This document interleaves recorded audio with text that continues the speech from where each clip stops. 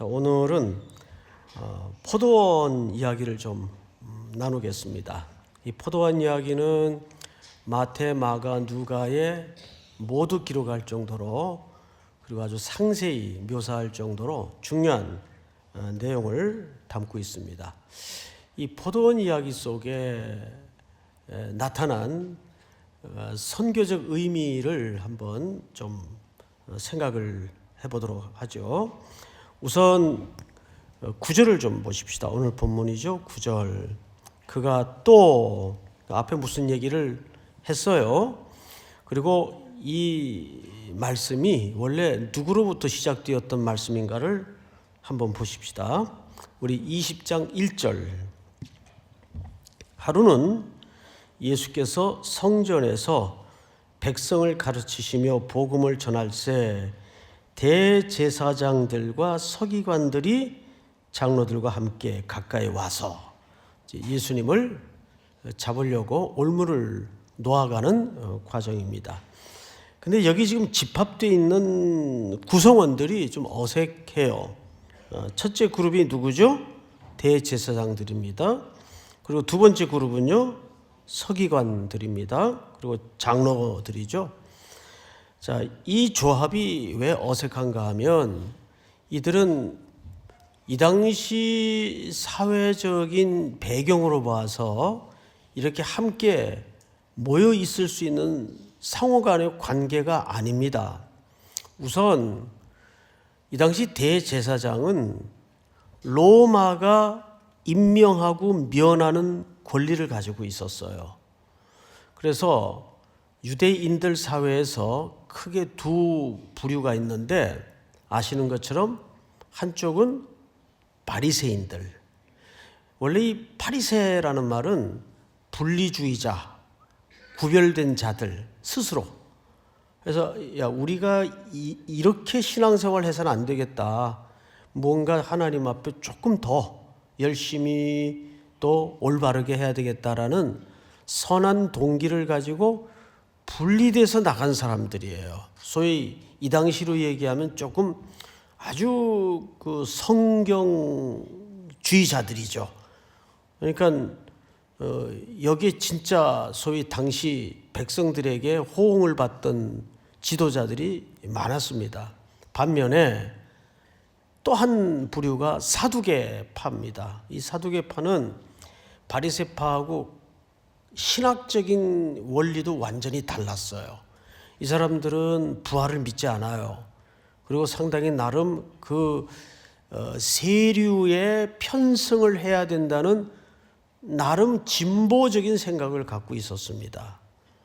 해서 이 바리새파와 사두개파는 함께 자리를 갖거나 어울릴 수가 없는 관계입니다.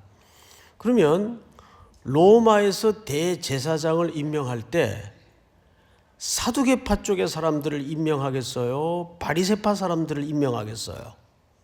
어느 쪽이 임명하겠습니까? 생각이 없다. 그래도 생각 좀 합시다.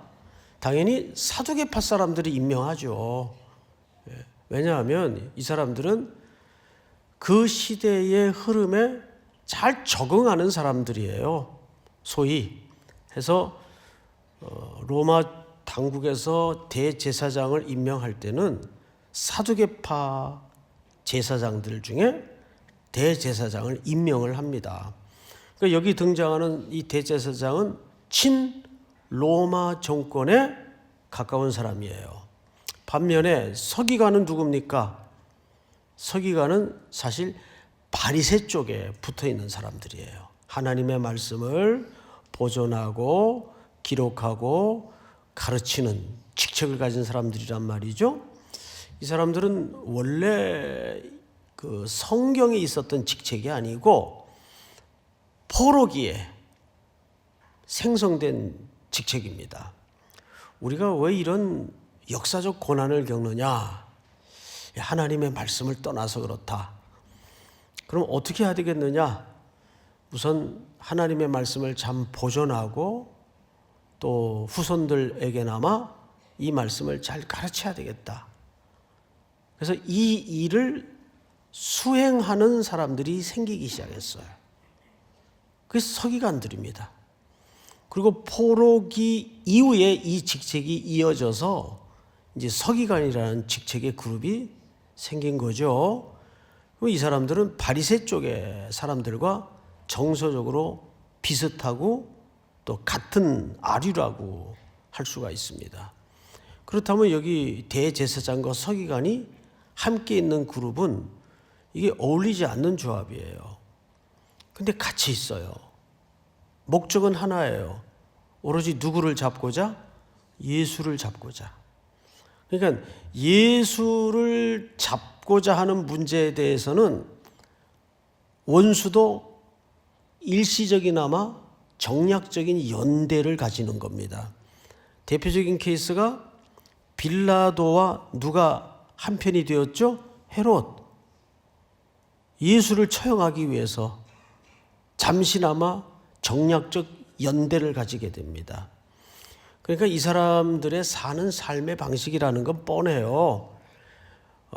이익이 생긴다면 대세를 따르지 대의를 따르지 않아요. 자기들의 목적과 수단을 이루기 위해서는 대의가 중요한 게 아니고 대세가 중요한 겁니다. 그렇게 어울리지 않는 그룹이 지금 예수를 옮겨놓고자 여기 모여 있는 거예요.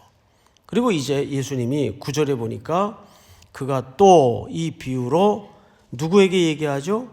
백성에게 말씀하시기를 시작하시니라.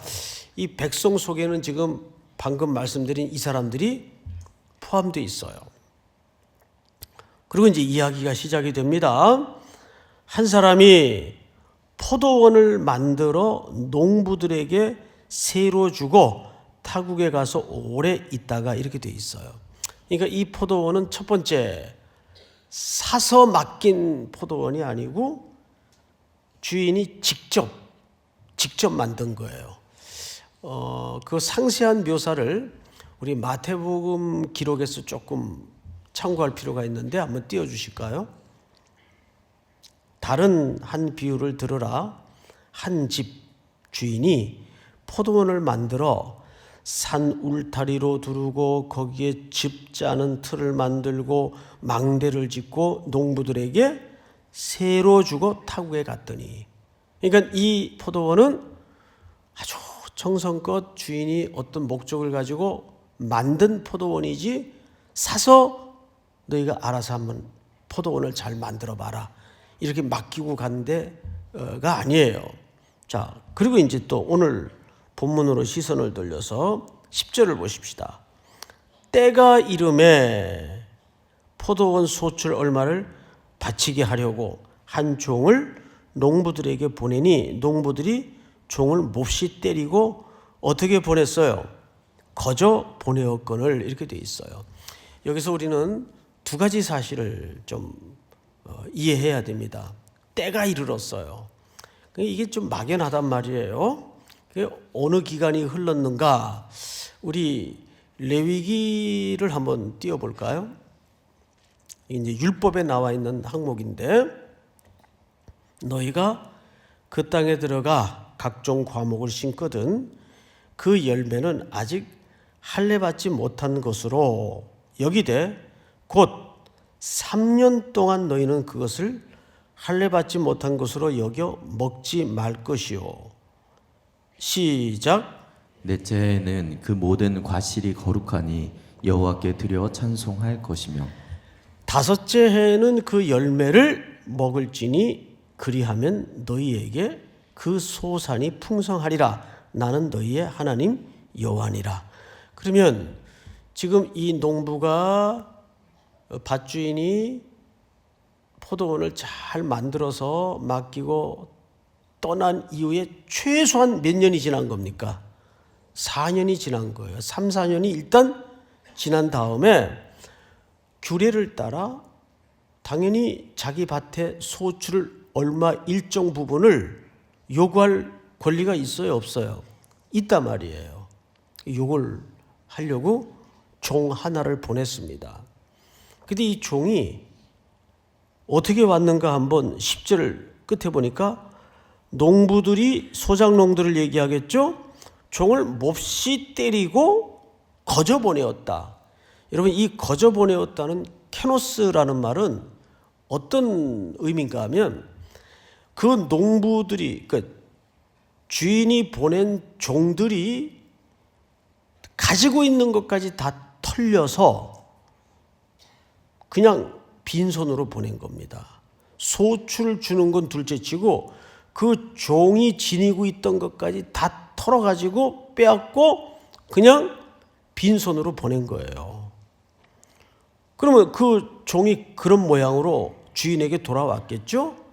근데 이 주인이 두 번째 11절 다시 다른 종을 보냅니다. 근데 그도 몹시 때리고 이번에는 어떻게 하고 능욕하고 어떻게 또 보내었건을 역시 있던 것까지 다 빼앗아서 빈손으로 보냈어요. 자, 여기 이제 놓쳐서는 안 될 흐름 하나가 있어요. 심부름간 종들의 상태는 점점 나아져서 옵니까? 악해져서 옵니까? 예? 상태가 점점 악해져서 와요. 나빠져서 와요. 그런데 세 번째 보냅니다. 12절 같이 한번 읽겠습니다. 시작. 다시 세 번째 종을 보내니 이 종도 상하게 하고 내쫓은지라. 예, 세 번째 종은 상하게 했다 그랬어요. 그러니까 몸에 아주 심한 상처를 내서 그러니까 많이 때렸던 것 같아요. 그 다음에 내쫓아버렸어요. 소작농들이. 자, 여기서 우리가 한 가지 질문 겸 같이 생각해 볼 사실이 하나 뭐냐 하면 점점 심부름간 종들의 상태는 나빠져서 와요. 그러면 여러분들이 정상적인 사고를 가지고 이 그림을 깊게 관찰을 한다면 비분간계해야 될 대상이 누굽니까? 소작농들이죠. 이런 나쁜 인간들이 있나? 남이 밥 빌려서 먹고 사는 것도 감사해야 될 텐데 주인이 응당 기간이 되어서 자기 몫을 요구하려고 심부름 보낸 종들을 세상에 이럴 수가 있나? 그러면 독자도 읽다가 열받는데 이걸 직접 부딪혔던 주인의 입장에서는 덜 할까요? 더 할까요? 주인의 입장에서 더 하겠죠. 그런데 더 어처구니 없는 일이 그 다음에 기록이 되어 있습니다. 13절 우리 한번 같이 읽어볼까요? 시작. 보던 주인이 이르되 어찌할까 내 사랑하는 아들을 보내리니 그들이 혹 그는 존대하리라 하였더니. 네, 여기 유대 용법에 문학 표현 용법에 내 사랑하는 아들이라고 표현할 때는 정확하게 외아들을 얘기합니다. 하나밖에 없는 아들을 수사적으로 내 사랑하는 아들이라고 표현하는데 우리 개역개정에는 이 13절의 뉘앙스가 이렇게 확 다가오질 않아요. 그래서 번역본 하나를 좀 같이 보도록 하겠습니다. 자, 한번 같이 읽읍시다. 시작. 그래서 포도원 주인은 말하였다. 어떻게 할까? 내 사랑하는 아들을 보내야겠다. 설마 그들이 내 아들이야 존중하겠지. 네, 설마 그들이 내 아들이야 존중하겠지. 설마가 사람 잡는단 말이 여기서 나온 것 같아요. 예? 결국 이 아들을 농부들이 어떻게 했습니까? 죽여서 포도원 밖에 내쫓아서 죽였죠. 자, 그 얘기를 좀 한번 들어보십시다. 14절 농부들이 그를 보고 서로 의논하여 이르되 이는 상속자니. 이 아들이 상속자인 것도 알고 있어요. 죽이고 그 유산을 누구의 것으로 만들자? 우리의 것으로 만들자. 그러니까 이 말은 이 포도원의 주인은 이제 우리다. 우리가 주인이 돼야 되겠다. 이런 나쁜 의도를 가지고 계획을 꾸밉니다. 15절 포도원 밖에 내쫓아 죽였느니라. 그런즉 포도원 주인이 이 사람들을 어떻게 하겠느냐? 와서 그 농부들을 뭐하고? 진멸하고. 여기 놀랍게도 구약에 자주 등장하던 진멸이라는 표현이 기록되어 있어요. 진멸을 구약에서는 무슨 법이라고 했죠? 자주 제가 말씀을 드렸는데 표정은 처음 듣는 표정을 하고 계시면 헤렘법이라고 기억하시죠? 헤렘법. 완전히 죽이는 법이에요. 근데 그건 이제 반만 알고 있는 개념입니다. 헤렘법이라고 할 때는 죽이는 게 목적지가 아니에요. 죽여서 하나님께 바친다는 뜻입니다. 그러니까 하나님의 것으로 만든다는 의미가 진멸법의 원래 취지예요. 그것을 죽여서 누구의 것으로 바친다? 하나님의 것으로 바친다. 자, 그런데 여기 잘 보시면 이런 생각을 좀 같이 해볼 필요가 있어요. 이 농부들은 아들을 죽인 대가를 지불받은 겁니까? 아니면 법대로 처벌을 받은 겁니까? 잘 생각하셔야 돼요. 이 소작농들은 만약에 아들을 죽인 대가라면 주인이 복수한 것밖에 안 돼요. 맞죠, 여러분? 복수한 것밖에 안 돼요. 법대로 처벌을 받은 겁니다. 그러니까 우리는 원래 인간이 법대로 하면 죽게 돼 있어요? 안 죽게 돼 있어요? 죽게 돼 있잖아요. 율법이라는 첫 번째 기능이 뭐예요? 율법을 주었더니 인간이 지킬 수 있는 능력이 있더라 없더라. 의인은 없나니 하나도 없는 게 들통이 났어요. 그래서 우리가 죽을 수밖에 없는 죄인이라는 사실을 뭘로 깨닫게 되었죠? 율법으로 깨닫게 되었어요. 그래서 율법의 첫 번째 기능은 지켜라가 아니에요. 너희는 못 지킨다가 율법이 갖는 첫 번째 기능이에요. 그래서 우리는 그렇게 지킬 만한 의의도 없고 실력도 되질 않아요. 죽을 수밖에 없는 존재예요. 그러니까 이 농부들이 진멸되었다는 것은 법대로 심판을 받은 거지 주인에게 보복을 당한 게 아니에요.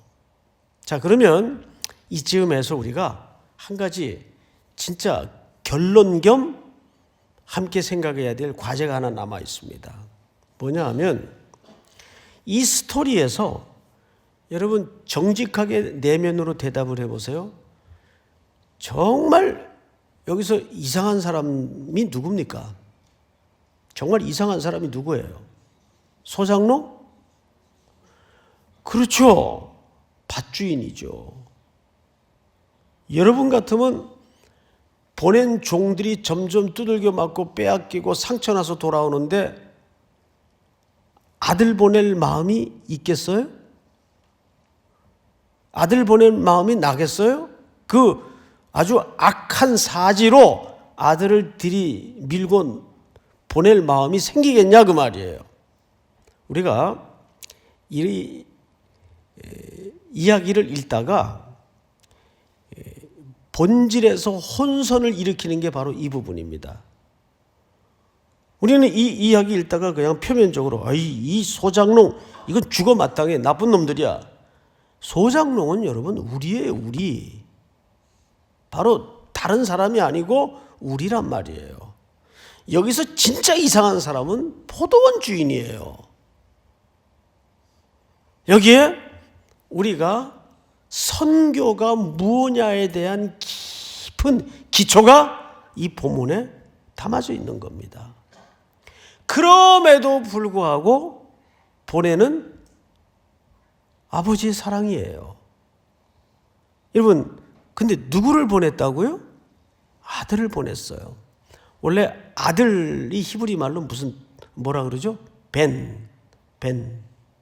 근데 에벤이 뭐예요? 벤에다가 에벤이 뭐예요? 에벤이 돌이에요. 돌.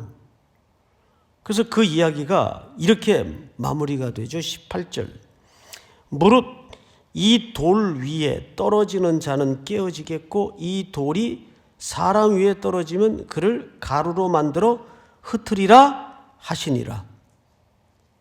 그러니까 아들이 뭐라고요? 벤이요, 벤. 히브리 말로. 돌은 뭐예요?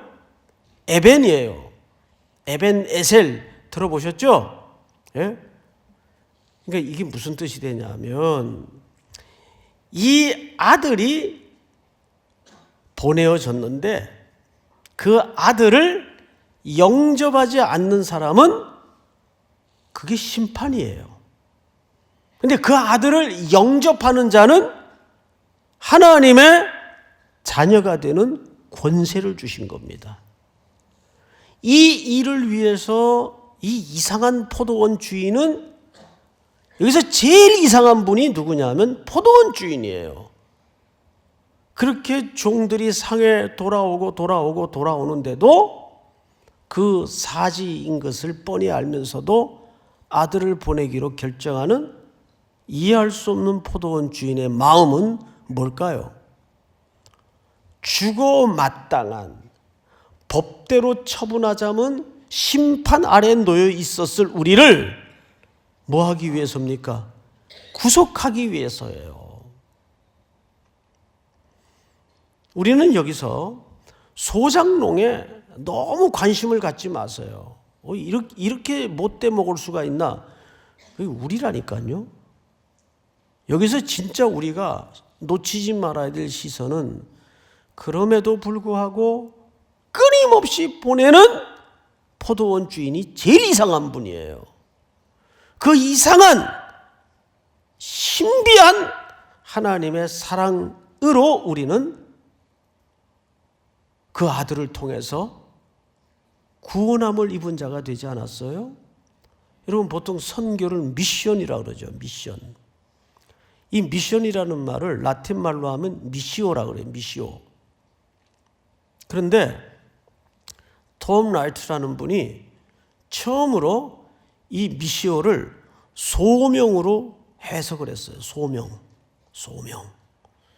그러니까 우리가 또 미션하면 사명이라고도 이해를 하죠. 마찬가지예요. 내 미션은 뭐냐? 선교인데 그 선교가 내 소명입니다. 우리가 왜 사냐? 선교하기 위해서 산다. 왜 존재하느냐? 교회가 선교하기 위해서 존재한다. 가만히 시간이 흐르면서 이 인생 전체의 목적지를 보니까 바로 선교가 우리가 구원받은 존재 이유더라고요. 믿습니까? 그리스도인들은 누구나 소명자로 새로 거듭나야 돼요. 그 소명이 무슨 소명이에요? 선교. 선교라는 소명자로 거듭나야 됩니다. 믿으십니까? 제가 43차 특별 새벽 기도회를 이렇게 준비하면서 올겨울에 가야 될 곳에 대해서 쭉 한번 리스트를 받아봤어요. 목포, 장흥, 통영, 대만, 일본, 캄보디아, 중동, 미얀마, 힌두, 그다음에 쿠바, GOP. 근데 여기 연차가 다 이제 표시되어 있더라고요. 목포 20회차. 그러니까 겨울만 가는 데니까 20년 벌써 됐다는 얘기죠. 참 어마어마한 거예요. 장흥 17년, 통영 23년, 대만 47차니까 한 23년 됐네요. 그죠? 1년에 2번씩 가니까 일본 41차, 20년 됐어요. 이렇게 연차가 다 기록이 돼 있던데 헤아려 보니까 참 우리 삼일교회 성도들이 오랜 세월 참 깊이 일관되게 순종을 하셨구나 하는 감격이 있더라고요. 제가 지난 여름에 캄보디아 선교를 가서 같이 동역했던 선교사 한 분을 만났어요. 네, 그 선교사님이 벌써 그곳에 간 지가 10년이 넘었죠. 너무 고생을 했어요. 그 과정을 제가 조금 알아요. 그 아내도 공황장애에 걸리고 정말 끔찍한 험한 일을 거기서 겪고, 좀 설명하기엔 좀 불편한 끔찍한 일을 겪고, 또 본인도 몇 번 수술을 할 정도로 몸이 다 면역 체계가 무너져 가지고 생고생을 했고, 그 이제 차를 마시면서 제일 힘든 게 뭐냐, 그냥 그런 얘기를 좀 할 줄 알았더니 뜻밖의 얘기를 해요. 목사님, 제일 힘든 게 뭔지 아세요? 배신이에요. 배신. 아니, 뭐 누가 배신을 해? 이제 그 친구는 기숙사에다가 캄보디아 10대 후반 20대 청년들을 모아놓고 기숙사형 선교를 해요. 그러니까 완전히 거기서 매일 예배드리고 도제식으로 제자훈련을 철저히 합니다. 그런데 잠깐 한국에 나갔다 오면 사라져버리고, 그냥 사라지는 게 아니라 뭐 들고 나가고 뭐 속여서 나가고, 이렇게 매년, 그것도 짧게도 아니고 3년씩 제자훈련 시킨 친구들이 뒤통수를 때리고 바람과 같이 사라지는 모습을 겪을 때마다 정말 매일 때려치고 싶더래요. 내가 이걸, 목사님, 이거 언제까지 해야 돼요? 이거 해야 돼요, 말아야 돼요? 이 친구는 좀 이렇게 뭔가 그래도 선배가 왔으니까 좀 격려나 위로를 받고 싶은 마음이 있었겠죠. 다 듣고 나서 그냥 무심하게 제 스타일로, 그래도 해야지. 그게 답이에요. 뭐 예를 들어 일본 같은 나라는 참 불편한 이웃 아닙니까? 속상한 나라죠. 반성 없는. 이런 나라 꼭 선교 가야 돼요? 그래도 가야죠. 언더우드가 이 칠흑 같은 깜깜한 무지한 땅에 와서 매일매일 절망을 겪으면서 돌아가고 포기했다면 오늘 조국이 있었을까요? 아닙니다. 선교는 실패가 없어요. 딱 하나 외에는 안 하는 것만이 실패예요. 믿습니까? 선교는 절대 실패가 없어요. 당장 내 눈에는 싹도 안 보이고 열매도 만져지지 않지만 그냥 가는 거예요. 그냥 하는 거예요. 믿습니까? 이것이 43차 우리 특세를 하면서 선교를 준비하는 태도요, 마음이어야 해요. 저는 오늘 이 본문 속에서 가슴 저미도록 뜨거움이 밀려 올라오는 하나는 그럼에도 불구하고 보내는 포도원 주인의 이상한 사랑, 그 은혜가 없었다면 오늘 이 구원의 복됨이 내게까지 밀려올 수 있었을까? 믿습니까?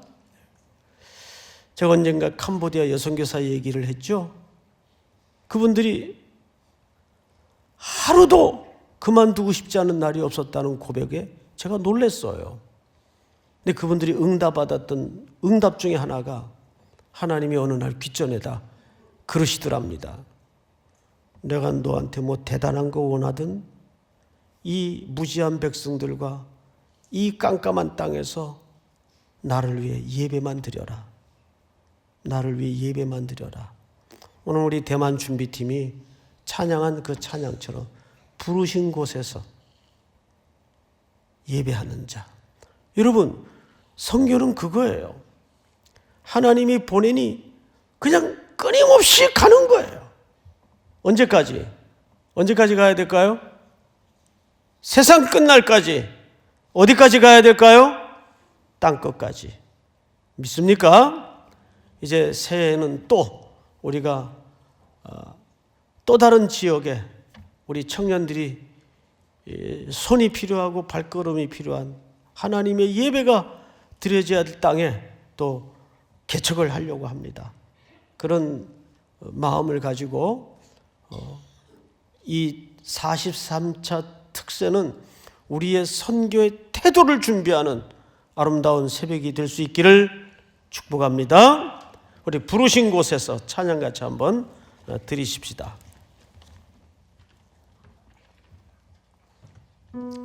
따스한 성령님,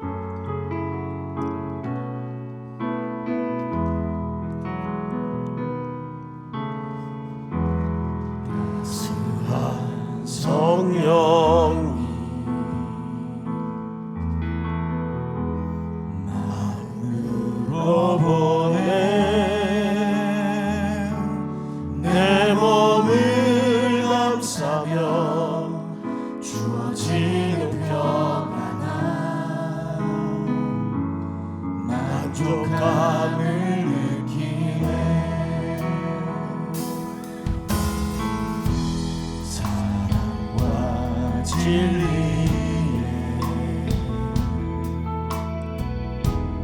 한 줄기 빛 보내 내 몸을 감싸며 주어지는 평안함 그 사랑을 느끼네. 부르신 곳에서 나는 예배하네. 어떤 상황에도 나는 예배하네. 나는 예배하네. 부르신 곳에서 나는 예배하네. 어떤 상황에도 나는 예배하네. 내가 걸어갈 때 힘이 되고 살아갈 때 삶이 되는 그곳에서 예배하네. 내가 걸어갈 때 힘이 되고 살아갈 때 삶이 되는 그곳에서 예배하네.